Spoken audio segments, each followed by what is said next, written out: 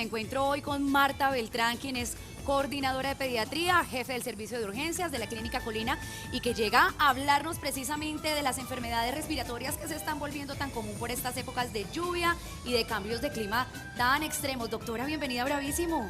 Muchísimas gracias por la invitación, mil gracias por permitirnos hablarle a toda la comunidad de esto que para nosotros es tan importante en esta época. Bueno, doctora, entremos en materia, hablemos precisamente de qué son esas enfermedades respiratorias que nos están atentando en esta época.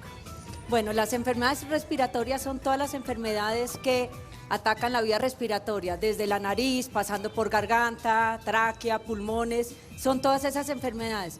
Y en esta época nos atacan más porque estamos en pico respiratorio, que es cuando los virus aumentan notablemente en ciudades como Bogotá y toda la gente está enferma. ¿Qué es lo que pasa precisamente que la época de frío, calor nos afecta tanto todo el sistema respiratorio? Esta época en que hay lluvias, los virus respiratorios son mucho más frecuentes. Entonces, Bogotá, por ejemplo, es muy claro que entre marzo, abril, hasta mayo, terminando mayo, vamos a estar sufriendo enfermedades respiratorias todos. Los chiquitos, los adultos, los ancianos, absolutamente todos. Y la segunda época que tenemos, donde aumentan el pico respiratorio, es entre septiembre, noviembre, que es otra época de lluvia para nosotros y tenemos mucho más virus. Aumenta el tránsito en las urgencias, pero ¿cómo decirle a la gente que está allá en la casa, a las mamitas que tienen niños, que es el momento de acudir efectivamente a un sitio de urgencias? Bueno, lo más importante cuando tenemos virus respiratorios es saber cuándo consultar. Si el niño es menor de 3 meses y arranca con tos, deben consultar a un servicio de salud. No toleramos la gripa en los niños menores de 3 meses. Si el niño es un poco mayor de 3 meses y comienzan a respirar con dificultad, que eso quiere decir que respira rápido, que se le hunden las costillitas cuando respira, que suena algún ruido anormal al respirar, o que no toma líquido, o que uno de mamá lo ve mal, debe consultar. Y en el adulto, cuando el adulto se sienta fatigado, y sienta que está postrado, que no se puede mover, que la fiebre es alta, persistente, muy difícil manejo, es el momento de consultar. Doctora Marta, generalmente tomamos acciones de tratamiento en nuestros hogares para evitar las complejas idas a las urgencias, pero ¿cuáles son esos tratamientos médicos efectivos y cuáles son los tratamientos que sí podemos hacer nosotros en la casa? Bueno, ahí hay varias cosas a tener en cuenta. Lo primero es no autoformularse. No arrancar antibióticos, no arrancar medicamentos de venta libre para gripa y eso, muchos tienen efectos secundarios y no son útiles. En casa tenemos varias cosas que podemos hacer y debemos comenzar a hacer. Primero, tomar mucho líquido, mantener la alimentación, esas dos cosas son fundamentales.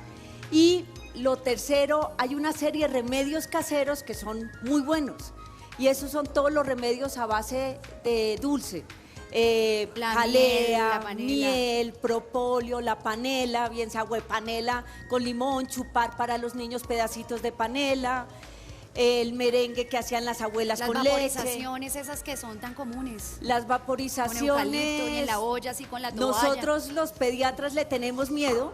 Allá en urgencias de la clínica podemos ver con frecuencia pacientes que llegan quemados por vaporizaciones. Entonces, no le tenemos miedo a las vaporizaciones. Los ungüentos mentolados en los niños no son buenos, o sea, no aplicar ungüentos o aceites en la nariz porque se pueden inhalar esas partículas del aceite o el mentol, van al pulmón y son nocivas para el pulmón. Entonces, los mejores remedios caseros son todos a base de dulce. Eso es lo que debemos hacer y muchísimo líquido. Doctora Marta, tips y recomendaciones especiales para tener en cuenta y evitar esos cuadros tan comunes y repetitivos. Entonces, hay unas cosas que son fundamentales en tips. Primero, si el niño es menor de 2 años, la lactancia materna es el mejor protector que existe. Y para todas las edades, tener completo el esquema de vacunación. Los menores de 5 años deben tener todas sus vacunas, el adulto mayor de 65 años debe tener sus vacunas, debe colocarse la vacuna de influenza y lo otro que es fundamental es lavado de manos. Se debe uno lavar las manos después de toser, después de estornudar, después de sonarse. antes de comer, cuando se entra a la casa ya está uno en contacto con las mesas, con todas las cosas sucias, sale uno del centro comercial, ha tocado la escalera, hay que lavarse las manos o usar un gel antibacterial para tener limpias las manos. Si uno estuviera vacunado, los niños pequeños con lactancia, los grandes con mucho líquido y una alimentación adecuada con frutas y eso, y tuviera una buena higiene de manos, yo creo que la mayoría de los virus podríamos disminuir un poco esta mezcla. Y lo otro que es fundamental es, si se está enfermo, si uno tiene gripa, no vaya ni a trabajar, no mande a su niño a estudiar, tengamos los niños enfermos, las personas enfermas con gripa en la casa hasta que mejoren. Hay que tener entonces familias, mamitas, muy pendientes de esos signos de alarma y de alerta, evitar hacer tratamientos que puedan complicar la situación.